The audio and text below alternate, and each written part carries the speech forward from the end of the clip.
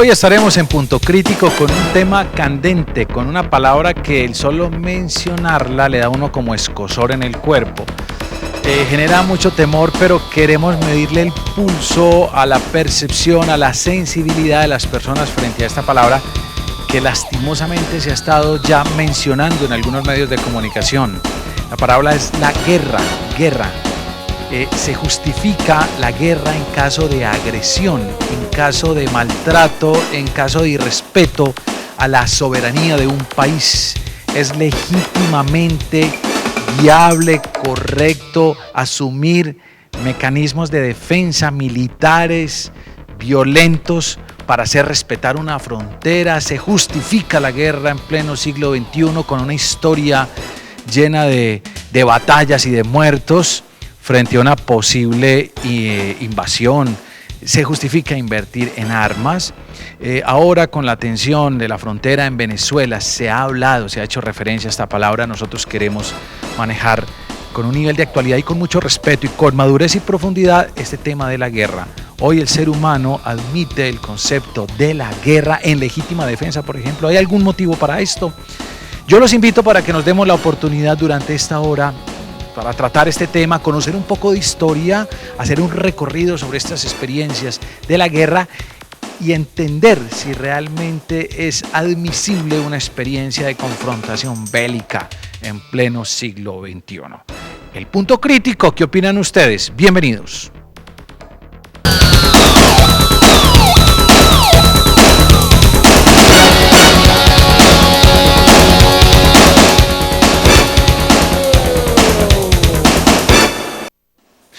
Muy bien, vamos a presentar primero que todo a nuestros invitados, panelistas que nos van a ayudar a profundizar más sobre este tema. Primero quiero presentarles a José Arley Muñoz, es historiador y filósofo de la Universidad Autónoma Latinoamericana y politólogo de la Universidad de Antioquia. Es el director de la Corporación Gestión Internacional, organización que se dedica al trabajo con cultura, política, desarrollo social y defensa y protección a los consumidores. José Arley, bienvenido. Muy amable, muchas gracias por la invitación. Muy bien. Usted me imagino que ha investigado y ha conocido sobre experiencias de violencia en el pasado para poder desarrollar este tema, ¿no? Claro, bastante. Pues más la experiencia y la historia de nuestro país y de la ciudad de Medellín. Muy bien, que ha estado sumida en experiencias de guerra. Lastimosamente, Colombia ha tenido ese calificativo como un país en el que efectivamente se ha evidenciado la dolorosísima experiencia de una guerra. Yo quiero presentarles una persona que puede dar testimonio de la guerra, un testigo presencial de una experiencia de guerra entre países, no la guerra irregular, guerra de guerrillas como se da en Colombia. Ambas son igualmente violentas, cruentas, crueles. Este personaje estuvo en la guerra de Corea. Hildebrando Vélez Velázquez fue soldado en la guerra de Corea de 1952 a 1953. Después de retirarse del ejército, trabajó como secretario de catastro en el municipio de Betulia. Un contraste, un cambio de experiencia laboral. Actualmente es el secretario general de la Asociación Antioqueña de Veteranos de la Guerra de Corea del Sur. Don Hildebrando, ¿cómo me le ha ido? Muy bien, muchas gracias por la invitación. ¿Usted tiene un grado militar, una jerarquía o fue soldado? No, yo fui soldado raso. Soldado raso. Sí. ¿A mucho honor? A mucho honor. Muy bien. Carne de cañón. Veterano de la guerra, entonces. Veterano de la guerra. Muy bien. Quiero presentar también a los estudiantes de comunicación de la Fundación Universitaria Luis Amigó que nos acompañan aquí en el estudio. Jóvenes que están estudiando, viendo la experiencia académica, pero que también están interesados en este tema. Bienvenidos, pueden participar, pueden preguntar más adelante en el programa. Y el chat, la interactividad con nuestros televidentes a través del computador en sus casas, si tienen internet, que con toda seguridad ya en casi todas las casas hay internet, entonces se pueden comunicar, entrar al chat. Y Luisa Fernanda los va a atender muy bien y los va a coordinar. Luisa, ¿cómo le ha ido? Claro que sí, muy buenas noches y como usted ya les dice a todos los televidentes, pueden comunicarse con nosotros también a través de internet ingresando a la página www.televida.org.co. Es muy sencillo. Ustedes ven en la pantalla a mano izquierda una barra donde aparece una sección que dice chat. Solo le ponen doble clic y podemos conversar tranquilamente con los invitados y plantearles todas las preguntas que tengan acerca de este tema, que es la guerra.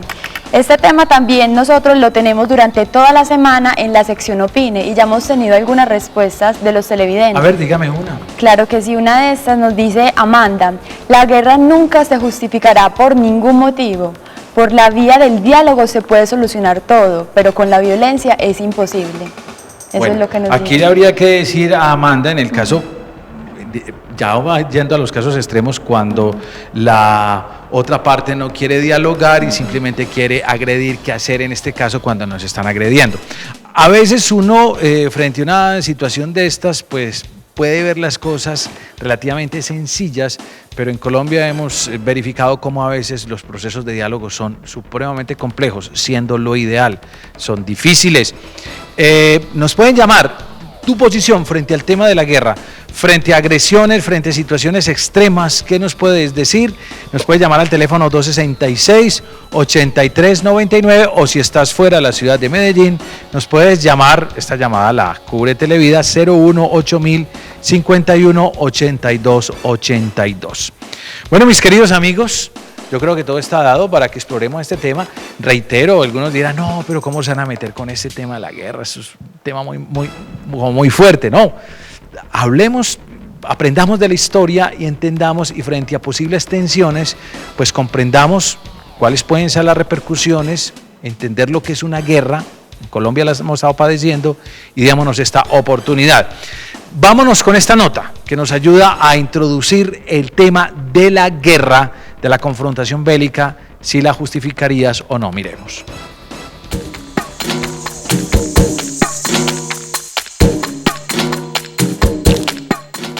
La palabra guerra viene del término germánico guerra, que significa contienda.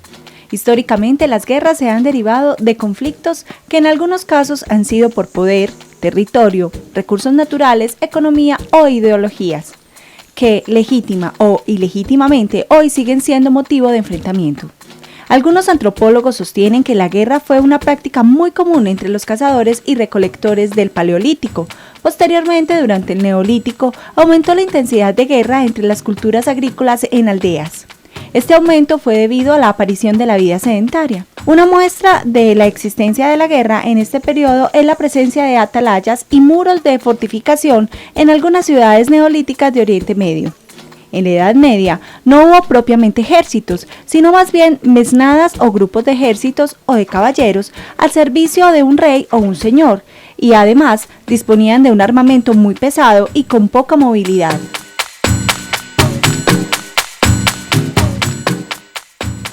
A partir del siglo XV se organizan grandes ejércitos, basados sobre todo en infantería y en artillería. Durante el siglo XVIII se produjo una nueva innovación con la introducción de la caballería ligera por parte de los prusianos. De este modo se conseguía imprimir una mayor movilidad y velocidad al combate. Bueno, es un recuento histórico de cómo el ser humano ha estado de una u otra forma involucrado con la experiencia bélica. José Arley, ¿por qué eso? ¿Por qué el hombre cuando nace lo ve uno tan indefenso, tan inocente, tan puro? Uno ve el niño tan cercano, tan cariñoso, ¿y por qué llega a esos niveles de la guerra? Históricamente nos lo mostraba esta nota. Sí, yo creo que el recorrido histórico que nos hace pues ahí como este pasaje que hemos visto por televisión, pues obedecen a muchas cosas. Básicamente pues podemos hablar que el territorio ha jugado un papel muy importante en esto, la decisión de un pueblo de someter a otro para obtener una determinada parte de un territorio. Yo creo que ha sido importante en esto. Y lo otro, ideológicamente, es decir, uno ve, por ejemplo, las distintas ideologías, inclusive sea pues de carácter político o religioso, han definido a lo largo de la historia posiciones que han llevado a la guerra al ser humano. Lo religioso, por ejemplo, ha estado inmerso, lastimosamente, en esta Lastimosamente podemos encontrar que la concepción religiosa entre cristianos católicos y cristianos protestantes. En Irlanda, por ejemplo. Sí, en Irlanda del Norte ha sido una cuestión permanente, ¿cierto? Inclusive, pues, uno podría decir que ahí lamentablemente las iglesias y las religiones han jugado un papel también dentro de lo que ha sido la guerra y la violencia en el mundo. Aprovecho antes de ir con Hildebrando, llamativo también que el hecho que en la Biblia, en el Antiguo Testamento, esté colmada de experiencias de guerras. Claro, es decir, hay que entender de que en qué momento, es decir, el Antiguo Testamento básicamente pues se establecen unas guerras, inclusive también por posesión de tierras. Encontramos por ejemplo el Éxodo, cuando los israelitas pues llegan a un territorio que ya estaba ocupado, entran a disputarse a través de la guerra, pues ese territorio pues que para los israelitas era la tierra prometida, pero también hay que entender la posición obviamente del Nuevo Testamento, que es donde Jesús rechaza rotundamente a la guerra. Es decir, hay pasajes donde los celotes, que era digamos una especie de guerrillas de ese momento, invitan a Barrabás, que era uno de los grandes líderes de los celotes, invitan a Jesús a que haga parte de ese movimiento insurreccional, y Jesús considera de que esa no es la vía para obtener, digamos, lo que en ese momento pues los judíos y el pueblo de Israel estaba necesitando. Es decir, Jesús claramente rechaza el uso de las armas, el uso de la fuerza para hablar de su reino o el reino de Dios. Podríamos decir que Jesús no hubiera estado de acuerdo con las cruzadas, por ejemplo. No, para nada. Con toda seguridad. Para nada, con seguridad que Jesús tenía totalmente otra posición. ¿Usted lo ve como un pacifista neto? Sí, claro, es decir, Jesús, ¿cuál es la base digamos, como el mensaje que trae para el Nuevo Testamento Jesús? Es el amor. Inclusive por eso es tan, digamos, tan revolucionario, porque dice, mire, si alguien te golpea, pues coloca la mejilla, la otra mejilla. Si alguien te pide que cargues, que le lleves la carga un kilómetro, llévaselo 2. Es decir, es una cuestión totalmente diferente. Muy bien. Viene este planteamiento, este recuento histórico para entender por qué el hombre en la guerra. Pero yo sí quiero remitirme al testimonio de don Hildebrando. ¿Usted por qué resultó metido en una guerra, don Hildebrando? Bueno, yo tenía problemas familiares. Ajá. Salí de la casa de 16 años, 5 meses, porque mi padre, pues en la familia hubo muchos desquiciados. Sí. Y él era muy neurasténico. Yo fui el mayor de la casa y no pasaba de 4 o 5 castigos en la semana, y siempre me tiraba con lo que encontrara y me echaba de la casa. Siempre que me castigaba, me echaba de la casa. Perdóneme, eso parecía ya una guerra en el hogar, ¿no? Sí, era una cosa horrible, porque mi madre, digamos, sufrió mucho, porque mi madre no podía decir nada. Ella murió agachadita de agacharle la cabeza a mi padre. Entonces venían una cantidad de cosas. Entonces cualquier día me echó y resolví irme. Me regalé al ejército a los 3 días de haber salido de la casa. Yo no quería, estábamos en pura violencia política, y entonces yo no quería pues descarriarme, porque al fin y al cabo tenía pues unos principios muy asentados pues de mi familia, ¿cierto? Me ingresé al ejército, fui asignado al batallón Junín en el Cauca, en Popayán. Y ahí, después de que fuera bandera, pues avisé a la casa de dónde estaba, porque allá en la casa no sabían dónde estaba yo, pero yo no podía avisar antes, porque si antes de jurar bandera me reclamaban, me podían entregar. Sí.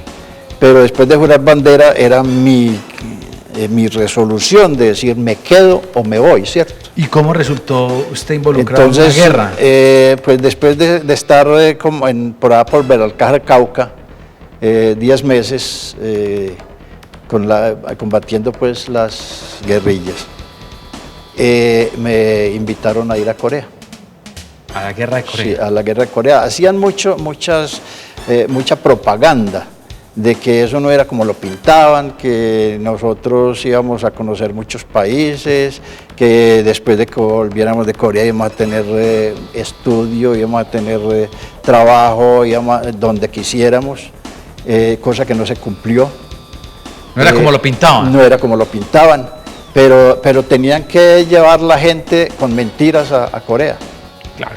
Entonces pues fuimos, yo fui voluntario. A mí me preguntan muchas veces, ¿por qué se fue usted por allá? Y le dije, no, es que la juventud es así.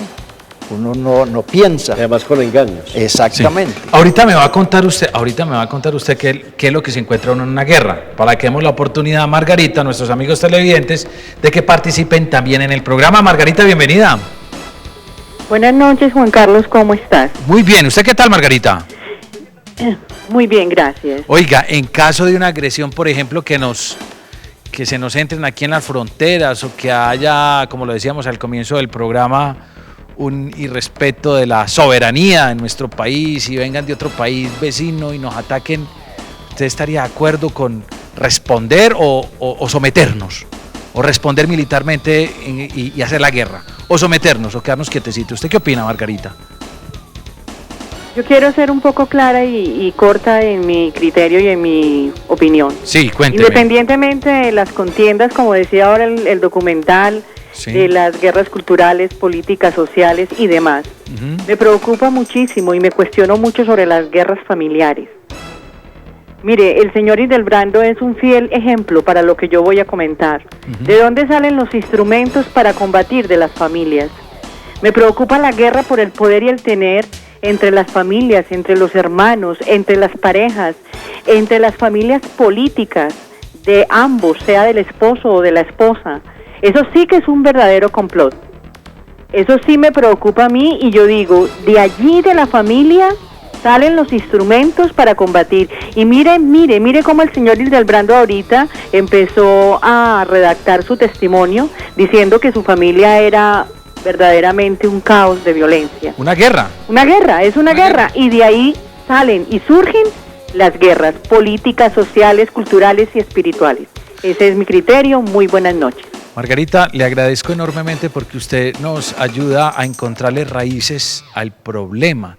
Creo que la tierra del cultivo, y aquí nos la encontramos con Hildebrando, está en una situación bélica interna, las pequeñas guerras internas de una familia o del alma de una persona, ¿no? Mira, yo creo que es muy importante quiénes hacen las guerras o quiénes nos han metido históricamente en las guerras. Es decir, son más que todo, inclusive pues en este siglo, en el siglo pasado o antepasado, uno encuentra que son los gobiernos los que realmente definen hacer una guerra, no los pueblos. Es decir, los pueblos entran a unas guerras más por concepciones ideológicas de los mismos gobiernos que a partir de unos intereses particulares pues hacen que ese tipo de situaciones se vayan presentando, ¿cierto? Por decir algo, yo no creo que el pueblo venezolano esté interesado en hacer una guerra con Colombia o que nosotros los colombianos estemos interesados en hacer una guerra con los venezolanos, porque realmente lo que ha existido ha sido una hermandad, ha existido una relación fraterna, unas relaciones comerciales, de acá se van para Venezuela, de Venezuela se vienen para acá, es decir, tenemos una historia que realmente ha sido más bien de fraternidad, de solidaridad y de hermandad entre los pueblos, ¿cierto? Entonces, yo creo que en eso es muy importante quiénes deciden hacer las guerras y quiénes someten a los pueblos para que realmente entremos a procesos bélicos. Está detrás entonces de pronto de ese país, están los intereses particulares de unos gobernantes para hacer la guerra. ¿Puede influir el hecho de tener una experiencia familiar dolorosa entre los, no lo llamemos líderes, entre los promotores históricamente hablando de guerras? Hablemos de dictadores, hablemos de presidentes, hablemos de militares. ¿Puede ser que en el pasado en su familia hubo experiencias, cultivos de violencia, de maltratos para tener esa actitud bélica?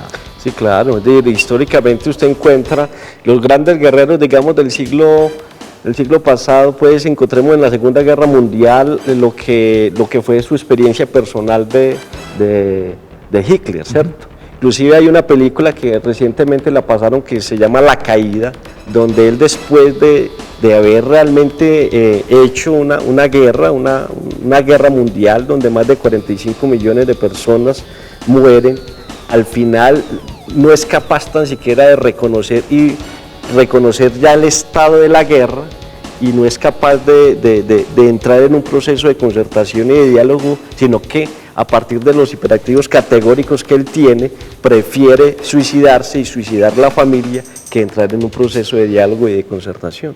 Muy bien. Aquí vámonos, demos el salto a lo testimonial. Usted sale de su casa, se entra al ejército, le hacen falsas promesas, le dicen que va a viajar mucho, que eso va a estar como muy rico, y usted llega a Corea y ¿qué se encuentra, mi querido Hildebrando? Llego a Pusan y ahí le da a uno la nostalgia de un país donde está tan lejano el país de uno, porque entre otras cosas, Colombia no sabía, los colombianos, que existía un país que llamaba Corea, ni Corea sabía que había un país que se llamaba Colombia. Llegar uno pues un viaje en barco de un mes, llegar a Pusan y en las horas de la tarde ver uno ese relampagueo pues por el horizonte y uno piensa que está cayendo una tempestad. No, son las líneas de combate que están toda la noche y todo el día en función de combates. Denos esta referencia histórica para nuestros amigos televidentes. ¿Por qué unos colombianos en una guerra de Corea? ¿Guerra entre quiénes y por qué se involucran colombianos en esta experiencia? Si no era una guerra contra Colombia. Bueno, ese es un problema de política del año cuando estaba Laveriano Gómez, sí, que cerró el Congreso y entonces Estados Unidos le cerró las puertas de créditos. Entonces, entre el embajador Zuleta Ferrer, hicieron ahí componenda y todas cosas para poder traer el capital de los gringos nuevamente y ofrecieron mandar fuerzas. Soldados colombianos. Soldados colombianos, una fragata que fue el almirante Padilla, que fue la primera que llegó allá, con la capitán Tono y el almirante Brión. Y después, después de haber ofrecido eso, ofrecieron un batallón. Muy bien. Usted se encuentra con un estruendo. Usted me dice que una tormenta, pero una tormenta, supongo, hago como una composición del lugar, como una imaginación, el sonido ensordecedor, los estruendos. Dígame las percepciones suyas para que podamos entender, porque en el cine norteamericano, hollywoodesco, vemos la guerra como algo muy romántico, vemos a Rambo y no pasa nada, pero ya entrar a escuchar y a ver cosas. Ayúdenos a interpretar los sentidos en este caso. Vea, eso de las películas, pues hay mucha cosa ahí, pues que son como muy inventadas. Mucha fantasía. Sí, mucha fantasía. La guerra, pues, yo estuve en un combate en el Old Baldy, donde el 23 al 24 de marzo nos atacaron los chinos y los norcoreanos. Eso queda del Triángulo de Hierro hacia adelante, pero ya en Corea del Norte, en las montañas de Corea del Norte. Y allá nos mataron 95 compañeros esa noche, 97 heridos muy graves. Yo también fui herido, pero con esquirlitas y cositas, y una onda explosiva me elevó y me fracturó 3 costillas, pero eso es mínimo, pues, ¿cierto? Bueno, y nos cogieron 30 prisioneros. Uno no sabe en una cosa de esas cómo sale vivo, porque uno ve los compañeros despedazados, pidiéndole a uno que lo favorezca, que en fin, que se está muriendo, que lo ayude. Eso es muy tremendo, y entonces eso uno se vuelve una máquina de matar en ese momento. Hay mucha gente que dice, yo le pido a la Virgen Santísima y que no sé qué, que uno no se acuerda de nada en ese momento, uno es un ente ahí, ¿cierto? Entonces uno trata es de que mataron a un compañero y matar 4 o 5 de ellos. Y la historia del Old Baldy, pues lo dice porque a nosotros nos mataron 95 compañeros, pero de ellos murieron más de 500 esa noche allá. ¿En una sola noche? En una sola noche. Usted no maneja todavía, pasaron muchos años, no maneja pesadillas, recuerdos. Yo sí, en los primeros 2 años estuve muy enfermito, pues llegaba y me acostaba y a medianoche me levantaba sudando, gritando, me metía bajo la cama y gritaba en plaza en ametralladoras, bien los chinos, y me acordaba de todo ese maremando, esa cosa tan impresionante de esas cosas. ¿Usted está de acuerdo con la guerra en ese momento, en esa juventud? En la juventud, pues yo como ya había estado en la selva combatiendo con los de la selva, pues en esa cosa política que hubo tan desastrosa donde hermanos por un trapo rojo, un trapo azul se mataban. Sí. Pues me tocó como ejército estar en una cosa de esa. Pero yo nunca, pues ya después de conocer la guerra en sí, yo no estaría de acuerdo pues que Colombia entrara a una cosa de esas. Como decía aquí el historiador, Venezuela no son los venezolanos los que nos están atacando. Es un gobierno que está como desequilibrado, pues con ayuda de otra desequilibrada de aquí del país, de una apátrida que está en Venezuela hablando mal del país. De todas formas, don Hildebrando, usted eso no se lo desea a nadie. No, ni riesgo. ¿A nadie? A nadie. Como dicen por ahí, ni a su peor enemigo. No, es que la guerra trae una cantidad de problemas, prostitución, pobreza, la gente queda traumatizada, el pueblo queda traumatizado de eso. Es que en Corea tuvimos 10 millones de desplazados, de gente que quedaron unos en Corea del Norte y otros en Corea del Sur. 10 millones de familias separadas, como 150.000 viudas y 200.000 huérfanos. Y por ahí como 3,5 millones de muertos en 37 años, en 37 meses. Sabemos y nos imaginamos las implicaciones. Permítame, yo también quiero escuchar, o mejor saber, que nos diga Luisa, que nos lea, por favor, qué dice la gente a través del chat. Bueno, tenemos mucha participación. Roberto27 nos dice, estoy en contra de la guerra. ¿Cómo un país puede invertir sus dineros públicos en armas que luego terminan con apagar vidas humanas? También nos dice otra persona que dice, ¡hey, qué paradoja! La guerra es motor de la historia, la vida está hecha de muerte. Y también tenemos una pregunta para cualquiera de los dos invitados. Sí.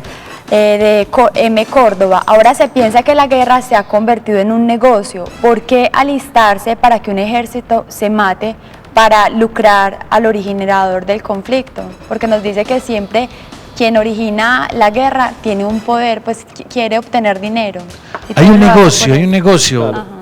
Totalmente, la mayor industria armamentista en el mundo la tienen los norteamericanos. Entonces tú vas a California y encuentras universidades especializadas en armamento militar sofisticado. Entonces uno encuentra de que ahí hay unos intereses de cómo sostener esa industria, a quién le van a vender, quién compra. Entonces por eso encuentra uno que los gobiernos, ojo, no es el pueblo norteamericano, los gobiernos norteamericanos permanentemente están inventando guerras, ¿cierto? Entonces han inventado una guerra aquí, la otra guerra allá, en aras de vender su armamento, de obtener beneficios de tipo económico, ¿cierto? Claro, vamos a escuchar a Alberto también, uno de nuestros amigos televidentes que participa en el tema de la guerra. ¿Se justifica la guerra en casos extremos, en casos de legítima defensa? ¿Qué nos dice Alberto? Bienvenido. Buenas noches. ¿Cómo me le ha ido, hombre? Pues muy bien, hombre, hablo desde acá de Amagá, Antioquia. ¿Desde Amagá? ¿Está haciendo frío por allá o no? Cayó un aguacerito ahora tardecito. Bueno. Eso le ayuda al campo porque el verano ha estado fuerte. A ver qué nos dice, don Alberto. Pues mi opinión es que las guerras ponen al pueblo colombiano y al pueblo mundial, lo estamos viendo mundial, son experiencias amargas, amargas que nos quedan de lo que nos ponen estos gobernantes, por el interés del dinero, por el interés del apropiarse de las tierras, por todo, ponen al pueblo, a los pueblos a pelear una cosa que no sienten unos soldados que le dicen vayan, defiendan la patria, y están defendiendo los intereses de unos cuantos poquitos. Muy bien. Y no tienen como ese sentido, no tienen como esa verdadera ideología política en donde los pueden identificar al verdadero enemigo. Fíjense las experiencias que hemos tenido con Irak, un pueblo pobre que no tenía ni siquiera la más mínima armas para poderse defender, y vea lo que ha sucedido, y así sucesivamente en todos los países tenemos unas experiencias grandes en donde los grandes se meten a los pueblos más pobres. Claro. Y vemos en África, en todas partes, el hambre, la miseria, todo lo que nos quiere